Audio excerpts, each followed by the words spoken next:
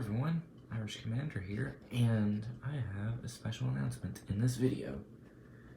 We are officially going to war this weekend on Saturday. This coming Saturday, we are going to war, and we are going to be playing a round of Global War 36, version 3. Now, keep in mind, I've never played this game before, and my opponent has hardly even seen this board. But I ordered him a copy of the, let's see if I can get it, this rule book here. And if the rule book doesn't come in by Friday, by the time I get here back to my residence on Friday, if it's not here, he's gonna have to borrow my copy, which isn't a big issue. I might even bump that date down to Thursday, just to be safe, so he has time to read it. But yeah, we're doing no expansions just because it's the first game. We're just gonna ease into things here. So no expansions. The only house rule that we're allowing is the free technology. I believe that's what it is, from General Hand Grenade. Now, I don't have a 16-sided die, but I do have an alternate means of doing that, and I have an unboxing coming for you guys tomorrow, so I'll show you that, and I'll show you how we're going to do the dice in there. We're going to do the rolls for in there, and a bonus clip at the end. But yeah, I believe I'm going to be playing the Axis powers, the aggressors, so that's why I started on Japan. Because I really don't show Japan off all that much, or this region as a whole. But I will be. I think it'll be interesting to play as the Axis powers, because I usually think that someone else is going to be playing the Axis powers, and I have to play as the allies and the Comintern together to roll back the aggression, the three big powers. But I wouldn't mind playing the Axis. You know, get to be the aggressor in all this war. And I'm a bit nervous to play them, because I'm gonna have to watch several regions to make sure he isn't trying anything. Like Manchuria, I'm gonna have to watch that, so that way Nationalist or Communist China doesn't try anything later in the game.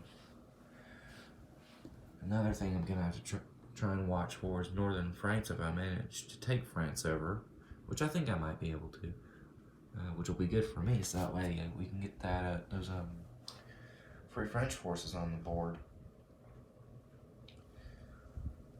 But there's so many places to watch for as the Axis, so that way you don't lose your victory points. If you lose all this, then you have a hard time taking Egypt, because, you know, my plan for taking Egypt would be to come at it from both sides and take them out. And if you're wondering, we are going to be leaving their forces on here, just not going to be having any house rules on them, we're just going to be using them as the pieces. So I am, knocked over infantry there. So I'm very excited for this. I've been doing a bit of preparation, remodeling the war room a bit here. One thing I added today was I added these roundels here and the ship and facility production chart. And I didn't add all the nations. I didn't add more of the Commonwealth nations, just because I feel like it's understood that they belong here because they're under British. I added the Chinese here just because I added the Communist Chinese that were on the Comintern board, so I felt like, you know what, maybe the Nationalists deserve a spot after all. So you got 3 Axis nations. So I'll be probably sitting over here majority of the game, sitting up here at the top looking at it on reverse, depending if I get them or not. But whoever's playing the common turn is obviously going to have to sit on this side, but he's also going to be playing allies, so it would be beneficial to sit on this side of the table. I only got 2 chairs, so only 2 people can play, but we'll have to work with it. See, I got my Soviet and Communist Chinese roundel, which I don't use this one all that much because it's mainly meant to be just a weaker version of China.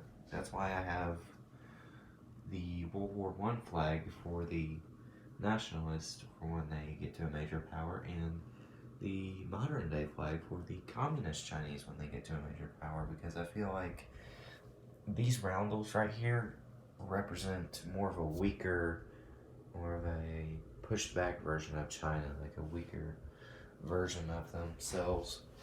So that's why I think that it should change at the beginning. Man, I have knocked over so much infantry on this board, it's ridiculous. But yeah, not much else to say here, other than we got an unboxing coming tomorrow, and I don't know what else we're going to be doing. If anything else, I might do another video before we play, or like tell you what, I'll do a clip, like I'll go in, record this like about 30 minutes before we play, and then I will, do the parts where I go back and look at the progress we made.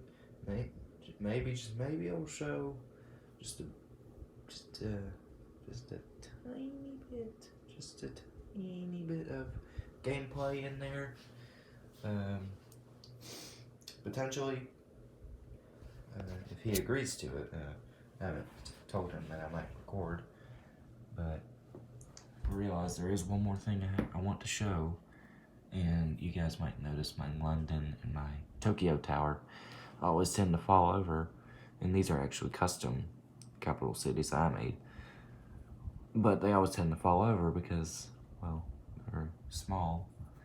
So I actually came up with a solution.